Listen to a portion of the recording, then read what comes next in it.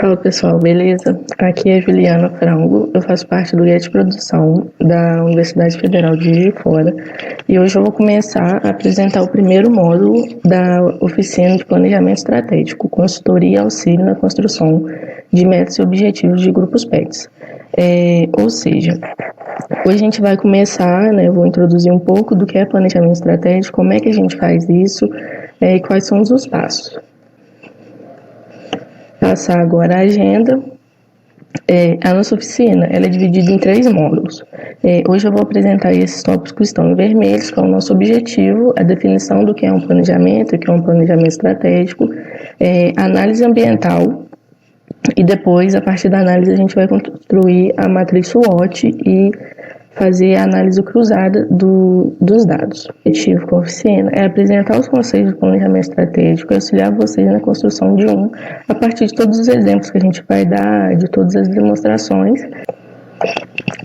Ou seja, com ele a gente pode decidir o que fazer, de que maneira que a gente vai fazer, quando que a gente vai fazer, a gente consegue estabelecer onde que a gente quer chegar e conseguir traçar um caminho para isso.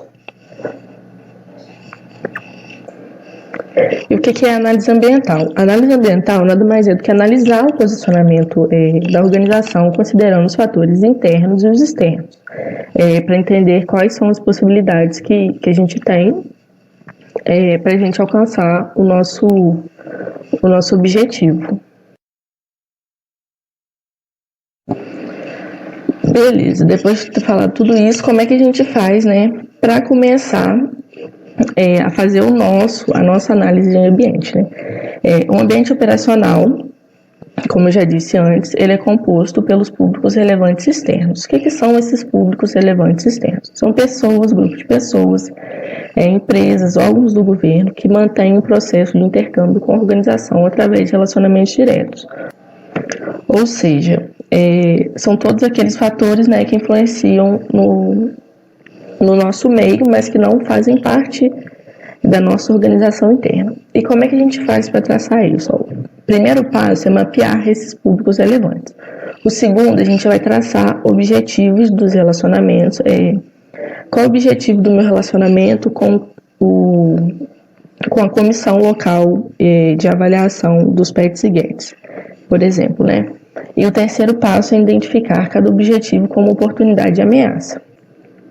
Então, para a gente começar, o primeiro passo para a gente analisar o nosso ambiente operacional, que é aquele que a gente é influenciado por públicos externos relevantes, a gente tem que mapear todos esses públicos. Aqui, como exemplo, a gente levantou alguns públicos externos relevantes do Guia de Produção, que é o CLA, a Comissão Local, a coordenação do nosso curso, a UFJF em si, que é que oferece apoio para a gente, segmentos parceiros, que a gente faz troca de conhecimento, a gente faz apoio e divulgação de evento, e a comissão PET-GET aqui da UFJF. Então, é importante destacar aqui que a gente tem uma relação com esses grupos. Então, esses grupos são importantes para a gente, mas que não é do nosso controle. Então, por isso, eles são os nossos públicos relevantes externos. E agora, eu queria que você pensasse, no caso, quais os públicos externos relevantes da sua organização. Então, eu aconselho que você pause esse vídeo ou volte alguma coisa se você não entendeu e anote aí quais os públicos externos relevantes da sua organização que vocês acham que vocês têm uma relação. Depois de você ter feito isso, perguntado quais os públicos externos da sua organização ter anotado, a gente vai passar para o segundo passo, que é traçar os objetivos dos relacionamentos. Como eu já falei antes, com todos os públicos a gente tem alguma interação, a gente tem algum objetivo com eles. Então, o que a gente vai fazer agora é traçar esses objetivos. Aqui é o exemplo de que esse objetivo, essa relação, ele é mútua. Tanto o Guia de Produção, ele deve alguma coisa, ele tem vamos supor, um dever a ser cumprido com essas pessoas, com esses públicos, e os públicos também têm alguma relação com o nosso Guia de Produção. Então, um exemplo aqui é o CLA. O que a gente deve o planejamento anual e os relatórios anuais. E por que a gente tem que ter essa relação? Porque se a gente não fizer isso, provavelmente o nosso grupo pode acabar, ou alguma coisa assim do tipo, porque a gente precisa relatar tudo que a gente faz. Com segmentos parceiros, a gente tem troca de treinamentos, são conhecimentos específicos, por exemplo. A gente vai lá e dá SPE para algum segmento, aí em troca eles também oferecem alguma coisa que eles têm, possuem de conhecimento para a gente. Troca de serviços e apoio e divulgação. Quando a gente faz evento, alguma coisa assim do tipo, a gente está sempre se ajudando. Ou seja, é uma relação mútua. O Get Produção ajuda eles e eles também ajudam a gente para que eles possam obter alguma coisa em recompensa e a gente também. Então, pensando nisso e nesse exemplo, quais são os objetivos do relacionamento da sua organização com os públicos externos? Então, agora pensa, em todos aqueles públicos que você listou antes, quais são os objetivos do relacionamento que eles têm com a sua organização? E por que a sua organização tem esse relacionamento com eles? A mesma coisa de antes. Pausa o vídeo, pensa um pouco, anota, tenta colocar pelo menos um objetivo de relacionamento para cada público que você listou e depois a gente continua. Conseguiu colocar tudo, todos os objetivos dos públicos externos que você tinha listado antes? Agora a gente vai para o terceiro passo, que é identificar cada objetivo como oportunidade e ameaça. E o que é isso? Eu vou dar um exemplo para ficar mais fácil. Qual é uma oportunidade que o grupo Get Produção, no caso, tem com segmentos parceiros? Conseguir treinamentos, realizar novos projetos. Por quê? Porque com essa troca, esse contato maior com eles, a gente pode sair dali, né, uma conversa ou uma ideia nova para a gente realizar alguma coisa. Conseguir orientação de professores. Claro, se a gente não mostrar o nosso planejamento, a gente corre o risco de não receber bolsa, porque a gente não vai estar falando o que a gente está fazendo, nem nada do tipo. Uma outra ameaça é os professores querer impor alguma coisa ao GET. Isso tem a ver com a coordenação. Por exemplo, algum professor, a gente pede ajuda, no caso de algum professor, eles querem impor algo, o grupo fala assim, não, vocês vão fazer isso, isso e isso. Isso também é uma ameaça que a gente pode estar sofrendo. Outra coisa, uma má avaliação perante ao CLAA. Porque se os nossos relatórios, o nosso planejamento forem mal feitos, tudo isso, a gente não vai estar bem visto, com eles. Então, isso é uma ameaça para a gente. Outra coisa é perda de futuros membros para outros segmentos. Por que a gente pode ter essa ameaça? Porque, por exemplo, aqui na UFJF a gente tem muito segmento, na engenharia principalmente, então a gente tem esse medo e tem essa ameaça aí constante de não conseguir público para o nosso processo seletivo, a gente não conseguir pessoas mesmo para o nosso grupo porque elas estão em outros segmentos. E por último, uma ameaça assim, super extrema é o fechamento do GET. De último caso, a gente vai ter o fechamento do GET caso alguma coisa aconteça. Então, basicamente, o terceiro passo é esse. A gente pega o público externo, a partir do objetivo que a gente tem com eles, né, da relação que a gente tem com eles, a gente vai traçar oportunidades e ameaças. Então, nessa hora, outra vez, a gente vai parar, aconselho vocês a pararem o vídeo e pensar, e listar quais oportunidades e ameaças da sua organização em relação aos públicos externos que vocês listaram. Ou seja, tenta pegar todos os públicos externos que vocês listaram e tentar, pelo menos, colocar uma oportunidade e uma ameaça de cada um. Por exemplo, se você é um grupo, faz parte de um grupo que ele é mais voltado para projetos de extensão, faz parceria com empresas de fora, então você listou provavelmente parceiros de fora, alguma coisa do tipo. Então tenta listar pelo menos uma oportunidade, uma ameaça em relação a esse público que você listou e baseado no objetivo do relacionamento que você tem com ele. Então esse é o momento de você pausa o vídeo e que depois a gente continua. Tudo certo, pessoal? Conseguiram listar? Qualquer coisa, qualquer dúvida, se não entendeu muito bem, deixe nos comentários ou entre em contato com a gente que a gente tenta ajudar. Agora, pessoal, a gente vai fazer a mesma coisa, só que agora para o ambiente interno. A gente vai analisar o ambiente interno. E como é que a gente faz isso? O ambiente interno, ele é composto pelos elementos internos da organização, como os trabalhadores, administradores, a cultura organizacional que a gente tem aqui dentro, a estrutura, a instalação física, tudo isso faz parte do ambiente interno. E o que a gente precisa para a gente poder fazer essa análise interna? A gente precisa que você olhe mesmo para dentro da sua organização e identifique de forma muito clara e objetiva todos os seus pontos fracos e fortes. Por exemplo, poxa, a gente tem muita adesão para o processo seletivo, a gente tem sempre muitos membros participando e tudo isso, então isso é um ponto forte de vocês. E um ponto fraco seria talvez se vocês não tivessem tanto essa adesão em relação ao processo seletivo, então seria uma fraqueza. Então a gente tem que deixar isso muito definido, que o ambiente interno é aquele que a empresa tem total controle. Então, para a gente fazer isso, a gente vai agora fazer os mesmos passos, só com o ambiente interno. O primeiro, a gente vai mapear todos os públicos relevantes internos e seus respectivos segmentos. Ou seja, um exemplo aqui do Get. Qual é o nosso público interno? São os departamentos, que a gente é dividido em departamentos de projetos, gestão de pessoas, relações públicas e finanças e qualidade. E o tutor, por quê? Porque o tutor faz parte do grupo, não existe o grupo Get sem tutor.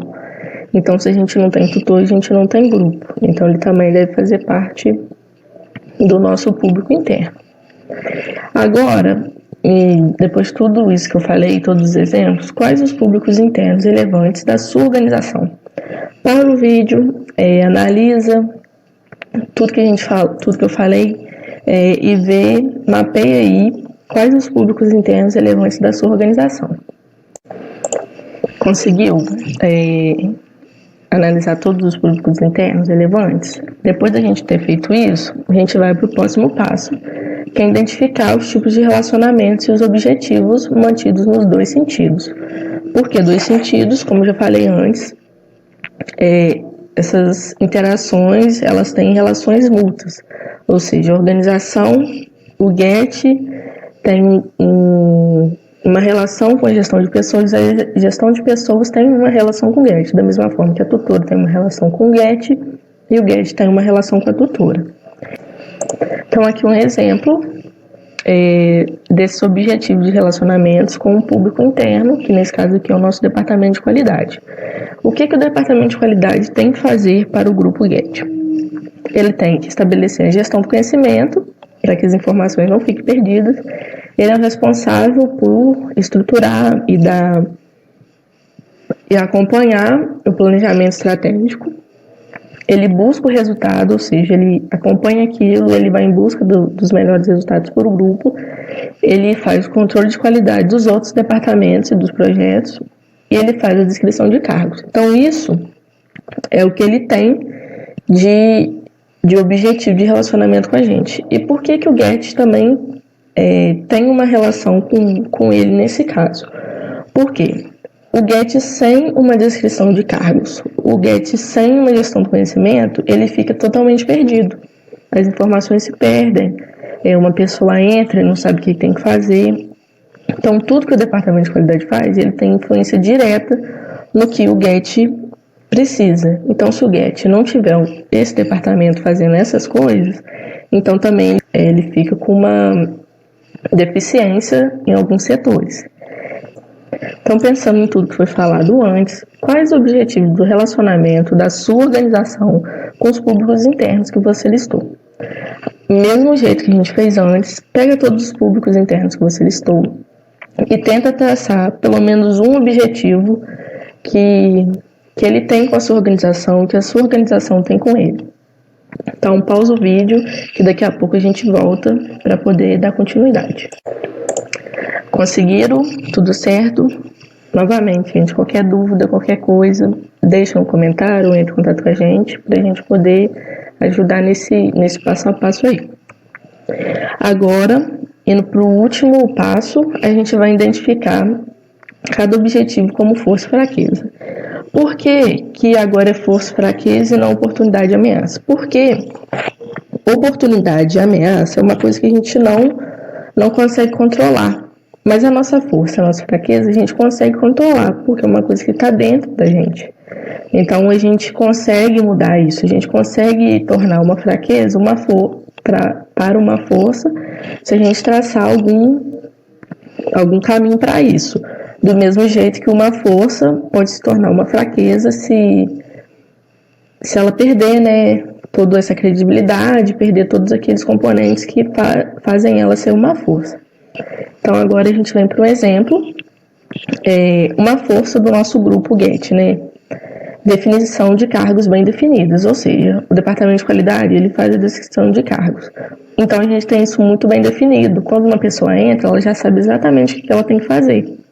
Eu não preciso ficar falando nem nada do tipo. Uma outra coisa é a equipe motivada com planejamento estratégico. Lá no GET a gente leva muito a sério o planejamento e a gente sempre está acompanhando o desenvolvimento e tudo mais. Mas uma fraqueza é a gestão do conhecimento em andamento. A gente ainda está estruturando essa gestão, ela ainda está no início, a gente criou um documento, mas ainda não é uma coisa que faz a gente forte, porque ela ainda está um pouco deficitária e precisa de ajuste. Uma outra fraqueza é o primeiro pé bem estruturado do GET, ou seja, a gente começou o pé, tem pouco tempo, não tem muito tempo que a gente faz isso. Então, a gente ainda está aprendendo melhor como, e a partir desses treinamentos, a partir dessas coisas que a gente faz, a gente consegue estruturar melhor ele. Então, a partir disso, desses exemplos, quais as forças e fraquezas da sua organização em relação aos públicos internos que você listou? Mesma coisa, gente, tentem listar pelo menos uma força e uma fraqueza relacionada a cada público que você listou. Nesse caso aqui, gente, pontua mesmo cada passo, cada força e fraqueza que você acha que o grupo tem, e depois seria legal, se você estiver fazendo isso sozinho, quando fizesse em grupo, discutir tudo isso para ver se todo mundo tem a mesma visão e fazer esse debate. Então, pausa o vídeo agora, faz esse terceiro passo, depois a gente continua. Agora, depois de você ter listado todas as oportunidades, ameaças, forças, fraquezas, você deve estar se perguntando por que você fez isso, né? Isso tudo que a gente fez faz parte da análise SWOT, que nada mais é do que uma ferramenta de planejamento estratégico usada para analisar cenários e embasar tomadas de decisões. Ou seja, a gente já analisou esses cenários e a gente já listou essas forças e as fraquezas. Como a gente pode ver aqui no vídeo, a força ela é influenciada por fatores positivos e fatores internos, ou seja, a força e fraqueza elas são fatores internos. Só que a fraqueza é um fator negativo e a força é um fator positivo. Do mesmo jeito que a oportunidade e a ameaça elas são fatores externos, que a gente listou quando a gente estava analisando o ambiente operacional. Só que a oportunidade é um fator positivo e a ameaça é um fator negativo. Então, tudo isso a gente já fez. A análise SWOT ela costuma ser usada antes de implementar algum projeto de impacto. Primeiro, a gente lista isso tudo para ver se vale a pena, para ver como que está o nosso ambiente mesmo, antes da gente tomar alguma decisão. Mas você deve estar se perguntando, né? Só listar isso aqui já adianta? Tipo, só colocar a SWOT desse modo já adianta alguma coisa? Adianta, porque você vai ter bem definido o seu cenário. Mas para a gente poder tomar alguma decisão, para a gente conseguir embasar essa tomada de decisão a partir desse cenário, a gente precisa fazer o cruzamento desses dados. A gente precisa pensar em como que a gente faz para a gente poder acabar com esses fatores negativos, para a gente conseguir melhorar e como é que a gente consegue potencializar esses fatores positivos para a gente conseguir sempre alcançar mais. Então, nosso próximo passo é transformar a análise SWOT em uma estratégia. Ou seja, o que a gente faz? A gente vai cruzar os dados. A gente vai pegar as forças e vai cruzar com as oportunidades para a gente traçar um plano agressivo de conquista. O que é um plano agressivo de conquista? Não é nada agressivo não, gente, por favor. É só um plano para a gente potencializar e maximizar aquilo que a gente já tem de bom. A gente vai unir duas coisas boas, dois fatores positivos para a gente conseguir algo muito melhor. E outro ponto, a gente vai pegar a nossa força e vai cruzar com as ameaças para a gente fazer um plano de defesa tática. O que é isso? Como a gente tem uma ameaça e a gente tem uma força, como é que essa força que eu tenho, ela pode neutralizar essa minha ameaça caso ela aconteça? Então é basicamente isso que a gente vai fazer. Do mesmo modo, a gente vai pegar as fraquezas e vai cruzar com as oportunidades. Porque qual é a oportunidade que eu tenho que pode me ajudar a diminuir essa fraqueza que eu tenho? Nesse caso, ela é um plano de recuperação e de priorização. Porque eu pego a oportunidade que eu tenho e eu priorizo essa oportunidade em cima de alguma fraqueza para que ela possa ser diminuída. E o último modo, esse último plano que a gente tem, a gente vai pegar fraqueza e vai cruzar com ameaça para a gente traçar um plano de sobrevivência. O que é um plano de sobrevivência? A gente vai ver como que a gente consegue unir fraqueza e ameaça para a gente tentar minimizar os efeitos que ela causam sobre o grupo. Eu vou dar um exemplo mais na frente sobre cada plano desse, mas nada mais.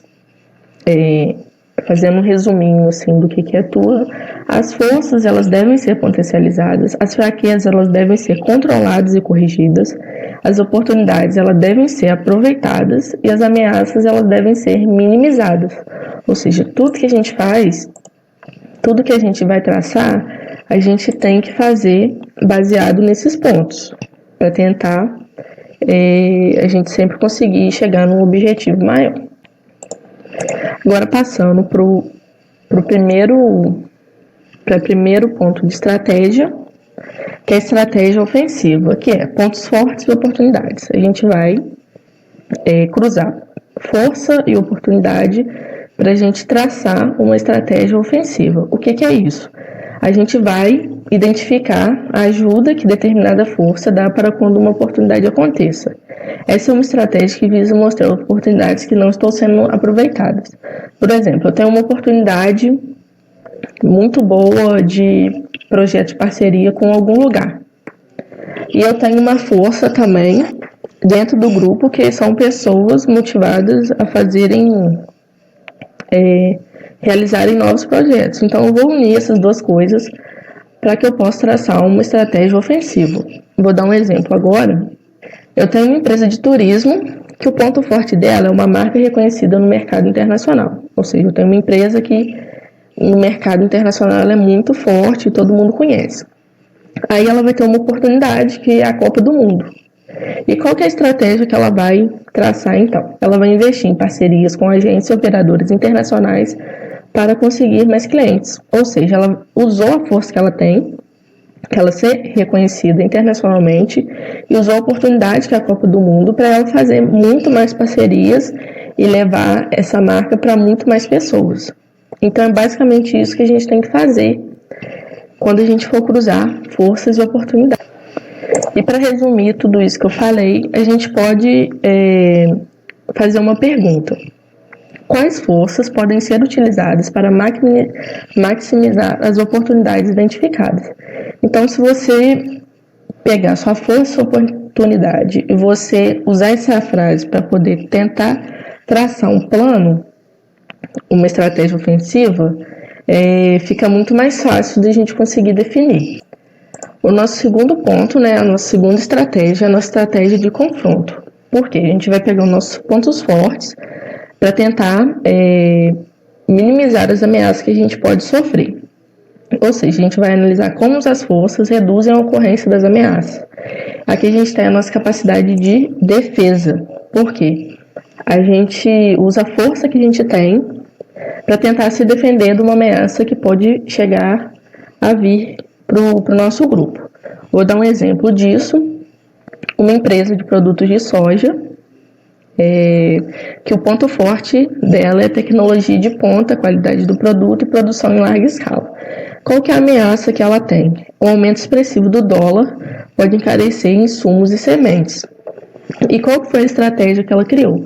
Criar uma área de exportação, uma vez que o dólar barateia o produto para consumidores de fora e o produto tem qualidade para competir internacionalmente. Então, essa é a estratégia que ela traçou para se defender dessa ameaça que ela tinha do dólar encarecer. E como é que a gente traduz isso para uma frase, né? Para ficar mais fácil. A gente pega as nossas forças, nossas ameaças, e a gente traduz para como utilizar as forças para minimizar as ameaças identificadas. O nosso terceiro ponto é a nossa estratégia de reforço. As oportunidades que a empresa pode aproveitar para realizar ações que minimizem as fraquezas que ela tem. No caso, ela deve ser utilizada quando a gente deseja diminuir os impactos de uma fraqueza para aumentar a chance de ocorrência de uma oportunidade. Ou seja, vou dar um exemplo para ficar mais fácil de entender. A gente tem um exemplo de uma indústria de injeção de peças. Qual o ponto fraco dela? Ela tem uma logística ruim, uma logística deficitária. Qual a oportunidade que ela tem? Mercado de revenda de peças em alta. Então, o mercado dela está em alta, as vendas estão em alta, mas ela tem uma logística ruim. Como é que ela vai fazer para aproveitar essa oportunidade, sendo que ela tem uma logística ruim? Ela vai contratar empresas terceirizadas de transportes e aluguel de veículos. Isso vai ajudar ela a diminuir essa fraqueza para aproveitar essa oportunidade. Então, é basicamente isso que a gente tem que pensar quando a gente fala de estratégia de reforço.